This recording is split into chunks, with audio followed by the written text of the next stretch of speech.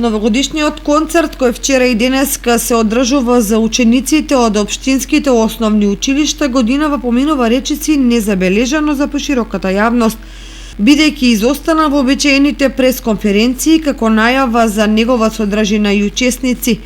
Директорката воедно и диригентка не најде за потребно да ги покани медиумите за да ја запознае пошироката јавност што може да очекуваат граѓаните од најскапиот музички настан во градот на музичкото училиште Ристо Јуруков.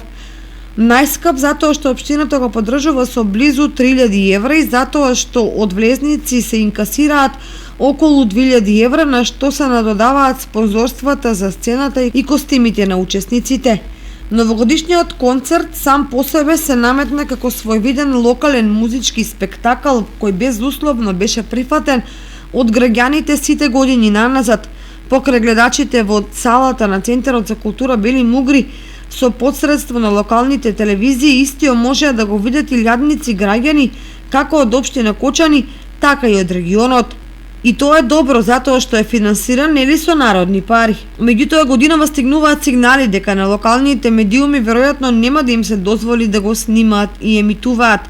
Ваквата можност ја потврдува и фактот дека до денеска официјално не е поканета ниту една телевизија да го сними музичкиот настап на околу 200 дечиња и 15 на музичари од нашиот град. Иако тоа не значи дека можеби нема некакви договарања за сцената.